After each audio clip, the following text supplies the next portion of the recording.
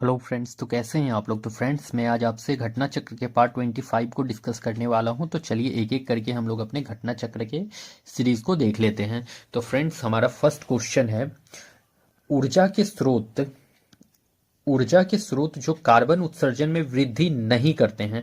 तो भाई, जो कार्बन उत्सर्जन में वृद्धि नहीं करते हैं ये पूछा है। इसमें कौन कौन से शामिल हैं?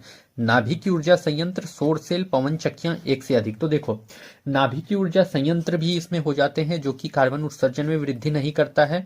सौर सेल भी नहीं करता है, पवन चक्किया भी नहीं करता है। मतलब उपयुक्त में से एक से अधिक, more than one of the above इसका करेक्ट आंसर होगा। मतलब यहाँ पूछा था कार्बन उत्सर्जन में वृद्धि कौन नहीं करता है, तो ये तीनों यहाँ दिए हुए हैं। तीनों में से कोई जो है कार्बन उत्सर्जन में वृद्धि नहीं करता। इस बात को ध्यान में रखना है आपको।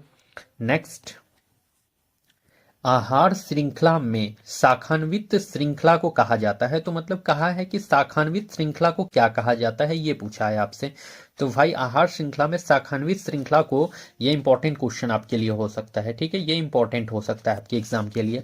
तो आहार श्रृंखला में शाखान्वित श्रृंखला को कहा जाता है आहार जाल, आहार तंत्र, आहार स्तर। उपयुक्त में से कोई नहीं। तो भाई, इसे आहार जाल कहा जाता है। क्या कहा जाता है? आहार जाल इसे कहते हैं। ओके फ्रेंड्स, नेक्स्ट, हरे पौधे सूर्य के प्रकाश की ऊर्जा का ग्रहण करते हैं और उसे खाद्य ऊर्जा में परिवर्तित करते हैं। मतलब यहाँ पूछा है कि हरे पौधे जो है सूर्य के प्रकाश का कितना परसेंट ग्रहण करते हैं और उसे खाद्य ऊर्जा में परिवर्तित करते हैं। तो 1%, 5%, 2%। उपयुक्त में से एक से अधिक, उपयुक्त में से कोई नहीं। तो भाई, ये ओनली एंड ओनली 1% जो है ये हरे पौधे जो यूज करते हैं प्रकाश की ऊर्जा का। तो ओनली एंड ओनली 1% आपको याद रखना है फ्रेंड्स। ओके, नेक्स्ट, किसके नेतृत्व में चिपको आंदोलन को मजबूती मिली? तो चिपको आंदोलन को मजबूती किस किस मतलब मिली है? तो वो मिली है सुंदरलाल बहुगुणा, अमृता देवी बिश्नोई, मेधा पाटेकर। उपयुक्त में से कोई नहीं, एक से अधिक। तो देखो, इसका करेक्ट आंसर होगा सुंदरलाल बहुगुणा। चिपको आंदोलन से सुंदरलाल बहुगुणा को ऐड कर देना है आपको। और ये चिपको आंदोलन स्टार्ट कहाँ हुआ था, तो ये भी ध्यान रख लेना। ये चमोली डिस्ट्रिक्ट में हुआ था, उत्तराखंड के चमोली डिस्ट्रिक्ट में। चमोली में कहां पर है? चमोली। तो भाई, ये उत्तराखंड में है। उत्तराखंड के चमोली जिला में चिपको आंदोलन स्टार्ट हुआ था। और इसमें जो है सुंदरलाल बहुगुणा इससे जुड़े हुए थे। तो मेन तो इसमें सुंदरलाल बहुगुणा थे, बट इनके साथ और भी मेंबर थे जो चिपको आंदोलन से जुड़े हुए थे। तो और कौन कौन से, ये भी याद रखना है, क्योंकि बीपीएससी आपको कंफ्यूज करने के लिए ये दे सकता है कि सुंदरलाल बहुगुणा के साथ जो उनके साथ जुड़े हुए थे वो भी नाम दे सकता है, और फिर आप नहीं लगाओगे तो आंसर गलत होगा। तो और कौन कौन से थे सुंदरलाल बहुगुणा के साथ, ये याद रख लीजिए। तो देखिए, एक तो याद रख लीजिएगा गौरा देवी, गौरा देवी, गौरा देवी, सुदेशा देवी, सुदेशा देवी, गौरा देवी, सुदेशा देवी, और चंडी प्रसाद भट्ट, चंडी प्रसाद भट्ट। तो चंडी प्रसाद भट्ट, गौरा देवी, सुदेशा देवी और सुंदरलाल बहुगुणा। ठीक है, तो ये सभी जो थे चिपको आंदोलन में शामिल थे भाई। चिपको आंदोलन के टाइम पे तो आप लोग जानते ही होंगे कि पेड़ से चिपक जाते थे, पेड़ को काटने नहीं दिया जाता था। इसे ही चिपको आंदोलन कहा जाता था। ठीक है, अब अमृता देवी बिश्नोई से आप लोग याद रख लीजिएगा, राजस्थान के खेजड़ली गांव से इसको रिलेट कर दीजिएगा। और सीटेट में भी आप लोगों ने ये पढ़ा होगा, राजस्थान के खेजड़ली गांव से इसे रिलेट कर दीजिएगा। और ये भी जो एक था जो पेड़ नहीं काटने देने के लिए ही आंदोलन हुआ था, यहाँ की महिलाएं जो थी पेड़ से चिपक जाती थी जाकर के।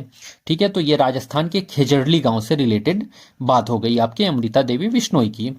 मेधा पाटेकर से याद रख लियो आप लोग नर्मदा बचाओ आंदोलन। नर्मदा बचाओ आंदोलन किससे याद रख लीजिएगा? तो मेधा पाटेकर से। नर्मदा बचाओ आंदोलन से रिलेटेड है मेधा पाटेकर। नर्मदा बचाओ आंदोलन, तो मेधा पाटेकर। अच्छा फ्रेंड्स, कल जो है मैंने आपको प्रूफ के साथ दिखाया था कि कौन कौन क्वेश्चन मेरे क्लास नोट्स से लड़े हैं आपके बीपीएससी 70 के री एग्जाम में। तो मैंने कल प्रूफ के साथ ये दिखाया भी है, और 35 क्वेश्चन का मैंने प्रूफ भी दिया था आपको। कल मैंने 5 जनवरी वाले वीडियो में जो है 35 क्वेश्चन का आपको प्रूफ दिया था कि 35 क्वेश्चन मेरे क्लास नोट्स से लड़े हैं। जिन्होंने भी मेरे क्लास को अच्छे से किया होगा और नोट्स अगर बनाया होगा तो उनको पता होगा कि कौन क्वेश्चन कहाँ से लड़ा हुआ है, क्योंकि मैंने जो डिटेल डिस्कशन कराया है, डिटेल डिस्कशन, उससे क्वेश्चन लड़ा है आपके एग्जाम में। और 35 क्वेश्चन मायने रखता है।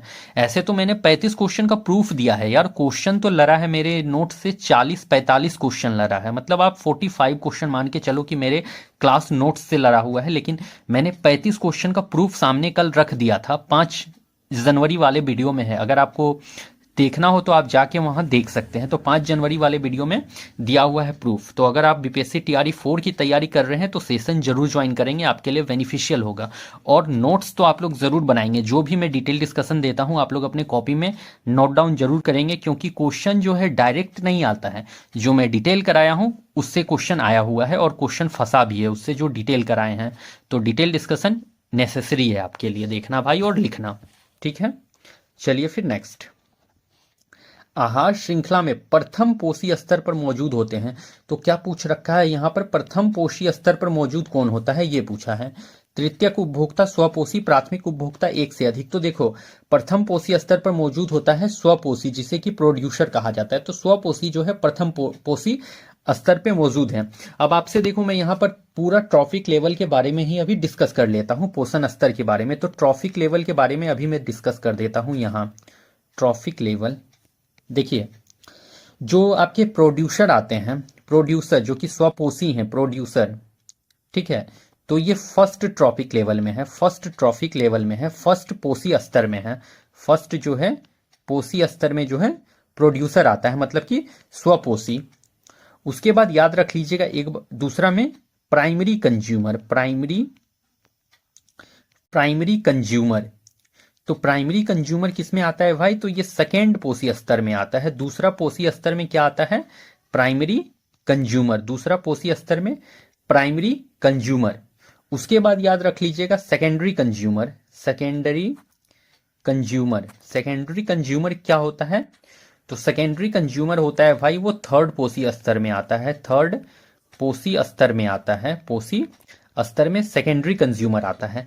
एंड फोर्थ में याद रख लीजिएगा आप लोग टर्सरी या टॉप कंज्यूमर, टर्सरी या फिर top consumer, tertiary consumer, tertiary consumer. तो टर्सियरी कंज्यूमर जो है भाई ये आपके फोर्थ पोषी स्तर में आता है, फोर्थ पोषी स्तर में, फोर्थ ट्रॉपिक लेवल में जो है टर्सरी कंज्यूमर या टॉप कंज्यूमर आता है। तो ये क्वेश्चन आपसे पूछ सकता है कि प्रोड्यूसर जो है किस पोषी स्तर में आता है। तो ये देखो पूछ रखा है आपसे कि प्रथम पोषी स्तर में प्रोड्यूसर आते हैं, ठीक है, प्रथम पोषी स्तर में प्रोड्यूसर आते हैं। हो सकता है नेक्स्ट टाइम दे दे सेकेंड पोषी स्तर में कौन सा आता है भाई, तो प्राइमरी कंज्यूमर आते हैं, मतलब कि प्राथमिक जो उपभोक्ता होते हैं वो आते हैं सेकेंड पोषी स्तर में। एंड थर्ड पोषी स्तर में सेकेंडरी कंज्यूमर आते हैं, ठीक है भाई, सेकेंडरी कंज्यूमर आते हैं। एंड फोर्थ पोषी स्तर में जो है टर्सरी कंज्यूमर, जो टॉप कंज्यूमर होते हैं वो आते हैं फोर्थ पोषी स्तर में या फिर चतुर्थ पोषी स्तर में आते हैं। तो कुछ भी क्वेश्चन दे सकता है, इंपॉर्टेंट है, ठीक है, आपके लिए इंपॉर्टेंट है, इसको देख लेना आप लोग अच्छे से। चलिए फिर नेक्स्ट, निम्नलिखित में से कौन सा पारिस्थितिकी तंत्र में गैसीय जैव भू रासायनिक, ये चक्र होना चाहिए, चक्र, गैसीय जैव भू रासायनिक चक्र नहीं है। क्या पूछा है आपसे, गैसीय जैव भू रासायनिक चक्र नहीं है, ये पूछ रखा है आपसे कि गैसीय जैव भू रासायनिक चक्र नहीं है, यहां पर पूछा है। नाइट्रोजन चक्र, फास्फोरस चक्र, ऑक्सीजन चक्र, एक से अधिक, उपयुक्त में से कोई नहीं। तो भाई देखो गैसीय जैव भू रासायनिक चक्र यहां पर अकॉर्डिंग टू ऑप्शन फॉस्फोरस चक्र जो है वो गैसीय जैव भू रासायनिक चक्र नहीं है, तो फॉस्फोरस चक्र होने वाला है। ओके फ्रेंड, फॉस्फोरस चक्र जो है आपका गैसीय जैव भू रासायनिक चक्र नहीं है।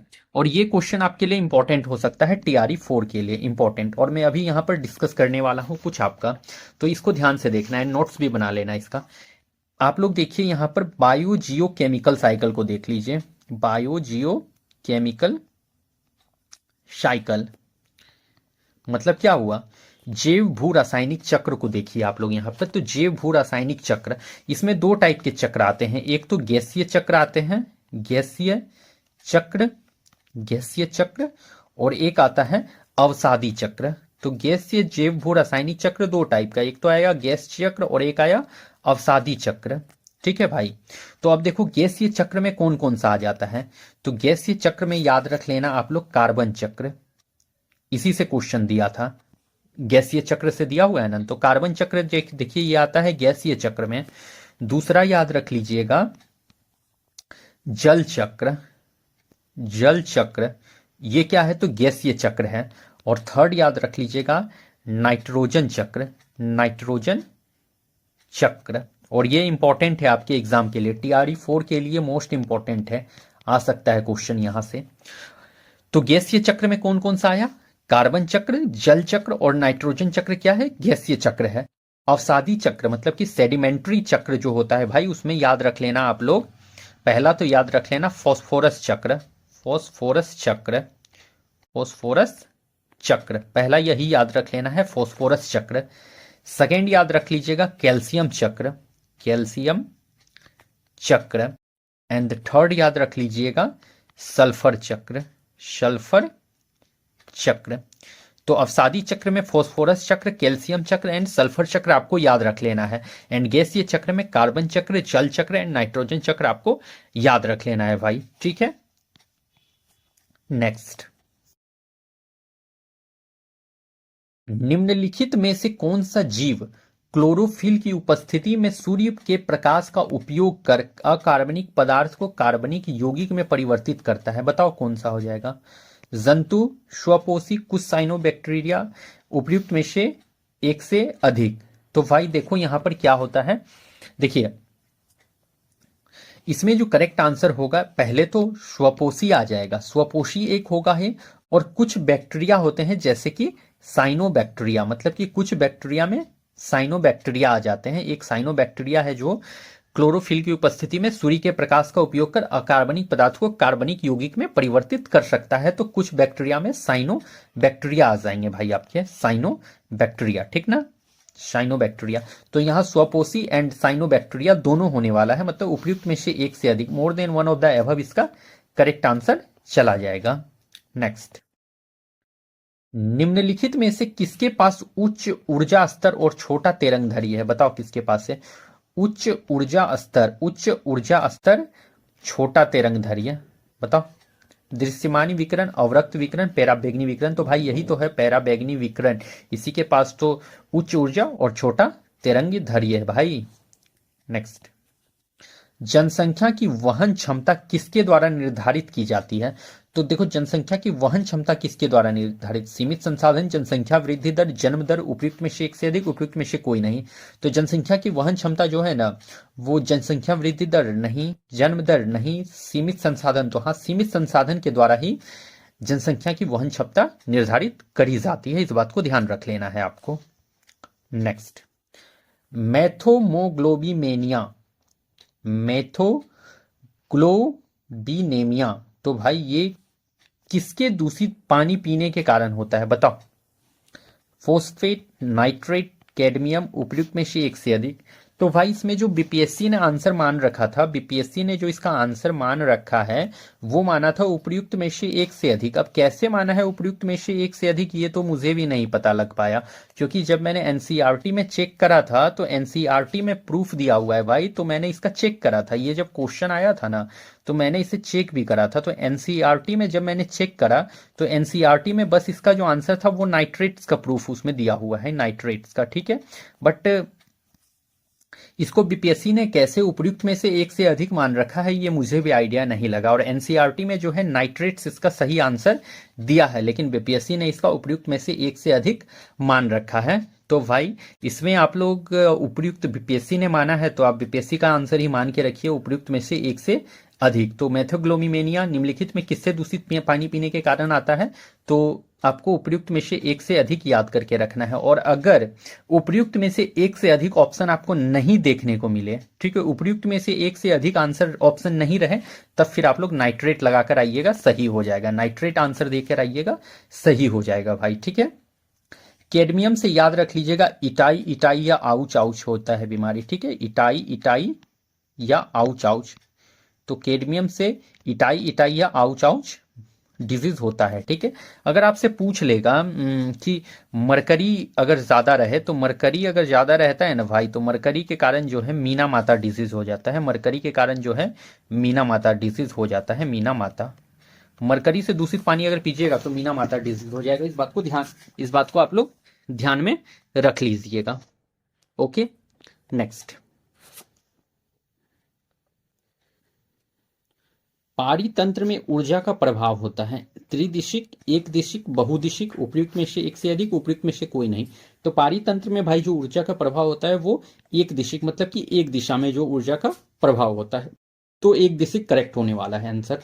नेक्स्ट, निम्नलिखित में कौन सा पारितंत्र का संघटक है? क्या पूछा है? पारितंत्र का संघटक पूछ लिया है, कौन सा है इसमें? देखिए थोड़ा प्रिंटिंग मिस्टेक हो गया, हल्का हल्का माइंड नहीं करेंगे उसको आप लोग। तो पारितंत्र का संघटक कौन कौन सा है? सूक्ष्म जीव, ये क्या है भाई, स्टू क्या हो गया, ये स्टू क्या होगा? अच्छा यहाँ पर कुछ भी आप लोग डाल दो ना, जैसे कि सूक्ष्म जीव है ना, तो यहाँ पे पेड़ डाल दो, पौधा, यहाँ पर क्या डालोगे? जानवर डाल दो आप लोग, जानवर, ठीक है। तो सूक्ष्म जीव, पारितंत्र का संगठक सूक्ष्म जीव है, जानवर है, पादप है, उपयुक्त में से एक से अधिक। तो भाई देखो संगठक में तो सूक्ष्म जीव भी आएंगे, सूक्ष्म जीव जो है पारितंत्र का संगठक है, जानवर भी पारितंत्र का संगठक है, एंड पादप भी जो पेड़ पौधा है वो भी पारितंत्र का संगठक है। मतलब कि यहाँ करेक्ट आंसर उपयुक्त में से एक से अधिक हो जाएगा, उपयुक्त में से एक से अधिक करेक्ट आंसर होगा। नेक्स्ट, निम्नलिखित में कौन सी गैस लैंडफिल से उत्पन्न होती है? बताओ। तरल petroleum gas, sulphur dioxide, methane. तो भाई लैंडफिल का तो मेन गैस आपको मीथेन याद रखते हुए चलना है। तो लैंडफिल से उत्पन्न होने वाली मेन गैस जो है मीथेन है। नेक्स्ट, निम्नलिखित में कौन जंगल में आहार श्रृंखला का प्रतिनिधित्व करता है? इंपॉर्टेंट है आपके एग्जाम के लिए। आहार श्रृंखला का जो भी क्वेश्चन है इंपॉर्टेंट है एग्जाम के लिए, फंस सकता है क्वेश्चन यहां से। पादप, खरपतवार, मछली। पादप, हिरन, शेर। पादप, मेढक, सांप। उपयुक्त में से एक से अधिक। तो देखो आहार श्रृंखला का प्रतिनिधित्व, तो देखिए पादप को खरपतवार खाएगा भाई, तो ये तो गलत हो गया। पादप को खरपतवार खाएगा तो ये तो गलत हो गया। और खरपतवार को मछली खाएगा नहीं, तो ये गलत हो गया। अब देखो पादप जो होते हैं पेड़ पौधा, इसको हिरन खाएगा, तो ये सही है, हिरन खाएगा। और हिरन को जो है शेर खा लेगा। तो ये यहाँ पर जो है आहार श्रृंखला का प्रतिनिधित्व कर रहा है, ये करेक्ट इसका ऑर्डर लगा हुआ है। पादप को हिरन खाएगा और हिरन को शेर खाएगा, तो ये करेक्ट ऑर्डर में है, तो यही करेक्ट होने वाला है। नेक्स्ट देखिए, पादप को मेढक, तो मेढक कभी पेड़ पौधा खाता है यार, पादप खाता है, मेढक कभी नहीं खाता है। और मेढक को सांप, तो भाई ये सही है, बट यहाँ पर ये फर्स्ट वाला गलत था, तो इसीलिए ये तो होना नहीं है, ये होना नहीं है। तो करेक्ट है सेकेंड नंबर आंसर आपका, ऑप्शन नंबर 20 करेक्ट। पादप को हिरन खाएगा और हिरन को शेर खा लेगा। ओके। नेक्स्ट, खाने के डिब्बे पर टीन के बजाय जिंक की परत चढ़ी होती है, क्योंकि देखो खाने के डिब्बे पर, ये तो मुझे लगता है यार बीपीएससी का एक जो है ना फेवरेट क्वेश्चन है, क्योंकि मैं देखता हूं इससे ये रिपीट होता है क्वेश्चन ज्यादा टाइम। तो आई थिंक कि ये बीपीएससी का फेवरेट क्वेश्चन हो सकता है, मे बी टीआरई 4 में देखने को मिल जाए। तो खाने के डिब्बे पर टीन के बजाय जिंक की परत चढ़ी होती है, क्योंकि ऑप्शन नंबर 1 क्या दिया हुआ है, टीन की तुलना में जिंक अधिक प्रतिक्रियाशील है, जिंक टीन की तुलना में महंगा है, टीन की तुलना में जिंक का गलनांक अधिक होता है। उपयुक्त में से एक से अधिक, उपयुक्त में से कोई नहीं। तो देखो जिंक की तुलना में जिंक टीन की तुलना में महंगा है, तो ये तो भाई कोई कॉन्सेप्ट ही नहीं है, लॉजिक ही नहीं है कि महंगा से कहां से रिलेशन आ जाएगा भाई इसका। टीन की तुलना में जिंक का गलनांक अधिक होता है, तो ये भी नहीं होने वाला है, ये कोई रिलेशन नहीं बन रहा है उसके साथ। टीन की तुलना में जिंक अधिक प्रतिक्रियाशील है, रिएक्टिव है ज्यादा, तो यही तो करेक्ट होगा। टीन की तुलना में जिंक अधिक प्रतिक्रियाशील है, option number A is correct. Next, अंडाशय द्वारा कौन कौन से कार्य किया जाता है? तो देखो यहाँ क्या पूछा है, अंडाशय मतलब कि जो फीमेल का ओवेरी होता है भाई, फीमेल का जो ओवेरी होता है अंडाशय, उसके द्वारा फीमेल का क्या मतलब कि उसका कार्य क्या है, ये पूछ रखा है आपसे। तो देखो भाई, एस्ट्रोजन का स्राव, प्रोजेस्ट्रोन का स्राव, डिम का निर्माण, एक से अधिक। तो देखो इसका जो करेक्ट आंसर होगा भाई वो एस्ट्रोजन का स्राव होगा, प्रोजेस्ट्रोन का स्राव होगा, एंड डिम का निर्माण, मतलब कि एक से अधिक जो है इसका करेक्ट आंसर आपको देखने को मिल जाएगा। तो फीमेल आपसे इस तरह से भी क्वेश्चन पूछ सकता है कि फीमेल का मतलब कौन कौन सी हार्मोन रिलीज करती है फीमेल, ठीक है। तो फीमेल का जो रिलीज करती है वो estrogen and progesterone hormone release करती है। और अगर मेल से पूछ ले कि मेल का जो टेस्टिज है भाई, टेस्टिज, तो मेल के टेस्टिज से कौन सा हार्मोन रिलीज होता है?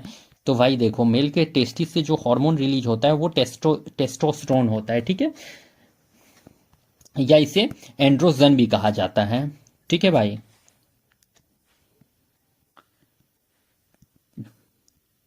एंड्रोजन भी इसे कहा जाता है, तो इस बात को ध्यान रख लीजिएगा। और इसे जो है एंड्रोजन भी कहा जाता है। तो फीमेल के जो मेल के जो टेस्टिस से रिलीज होता है हार्मोन भाई, उसे एंड्रोजन कहा जाता है। एंड एंड्रोजन जो है मेल का जो एक हार्मोन है। ओके फ्रेंड्स, एंड फीमेल का जो हार्मोन है वो एस्ट्रोजन एंड प्रोजेस्टेरोन, आपको याद रख लेना है। ओके, नेक्स्ट, इमली में कौन सा अम्ल होता है? Lactic, pantothenic, tartaric. तो इमली में जो होता है टार्ट्रिक एसिड होता है, इमली में टार्ट्रिक एसिड होता है भाई। और लैक्टिक अगर पूछ ले आपसे तो लैक्टिक एसिड ये दूध में होता है, मिल्क में लैक्टिक एसिड आपको याद रख लेना है। ओके फ्रेंड्स, नेक्स्ट, कोलीफॉर्म क्या होते हैं? अति ठंडे वातावरण में पाए जाने वाले बैक्टीरिया, प्राणियों के पाचन नाल में उपस्थित बैक्टीरिया, गर्म चश्मे में पाए जाने वाले बैक्टीरिया, उपयुक्त में से एक से अधिक। तो देखो कोलीफॉर्म जो है ना वो प्राणियों के पाचन नाल में उपस्थित क्या है, एक टाइप का बैक्टीरिया है। ऑप्शन नंबर बी करेक्ट होगा यहां पर। नेक्स्ट, विद्युत विभव को मापने के लिए किस उपकरण का उपयोग किया जाता है? विद्युत विभव, तो भाई विद्युत विभव बहुत ही केयरफुली इस क्वेश्चन को देखिएगा आप लोग। तो विद्युत विभव को नापने के लिए वोल्ट मीटर, पोटेंशियोमीटर, गैल्वेनोमीटर, उपयुक्त में से एक से अधिक, उपयुक्त में से कोई नहीं। तो देखो विद्युत विभव को मापने के लिए जो होता है भाई वो वोल्ट मीटर का भी यूज करा जाता है एंड गैल्वेनोमीटर का भी यूज करा जाता है। मतलब उपयुक्त में से एक से अधिक इसका करेक्ट आंसर हो जाएगा। उपयुक्त में से एक से अधिक, more than one of the above इसका करेक्ट आंसर होगा। Volt meter and galvanometer will be the correct answer for this question. Okay friends, next, चुंबकीय क्षेत्र है। तो भाई चुंबकीय क्षेत्र है वो क्या है बताओ आप लोग? चुंबकीय क्षेत्र क्या है? आयाम रहित मात्रा, ठीक है, उसके बाद अदिश मात्रा, सदिश मात्रा। तो चुंबकीय क्षेत्र क्या है? उपयुक्त में से एक से अधिक, उपयुक्त में से कोई नहीं। तो भाई ये सदिश मात्रा है। और चुंबकीय क्षेत्र क्या है? सदिश मात्रा है। इस बात को ध्यान रख लेना है आपको। नेक्स्ट, एक व्यक्ति पृथ्वी पर अधिक भार किस स्थिति में धकेल सकता है? तो देखो मान लो क्या एक व्यक्ति है तो वो पृथ्वी पर अधिक भार कब धकेलेगा, यही आपसे पूछ रखा है यहाँ पर। जमीन पर लेट जाने की स्थिति पर तो लेट जाएगा भाई, तब तो एरिया जो है वो उसका बड़ा हो गया तो वो ज्यादा भार नहीं धकेल सकेगा। तो ये तो करेक्ट नहीं होना है, क्योंकि देखो जब लेट जाएगा तो एरिया बड़ा हो जाएगा, एरिया बड़ा हो जाएगा तो भार तो ज्यादा लगना नहीं है भाई, भार तो बट ना जाएगा। बैठने की स्थिति पर तो बैठने की स्थिति पर भी नहीं, खड़े होने की स्थिति पर। तो यहां क्या पूछा था कि भार किस स्थिति में धकेल सकता है? अधिक भार पूछ लिया है ना, अधिक भार। तो देखो भाई जब वो खड़ा होगा ना, खड़ा होगा तो एक जगह एरिया कम है, एरिया जब कम है भाई, जब एरिया कम है तो एरिया कम है तो भार ज्यादा वहां पे लगेगा। तो जब खड़ा होगा तो एरिया कम है इसलिए भार जो है ज्यादा, तो खड़े होने की स्थिति में जो है अधिक भार पृथ्वी पर वो धकेल देगा। इस बात को ध्यान रख लेना आप लोग। तो खड़े होने की स्थिति पर ऑप्शन नंबर 3 करेक्ट हो जाएगा। नेक्स्ट, तो फ्रेंड्स हमारा आज का सेशन यहाँ पर कंप्लीट होता है और मैंने आज जो आपको डिटेल डिस्कशन कराया है वो देख लेंगे आप लोग। और चलिए फिर मैं कल मिलता हूँ आपसे किसी नेक्स्ट सेशन के साथ। तब तक के लिए आप लोगों को thank you and best of luck.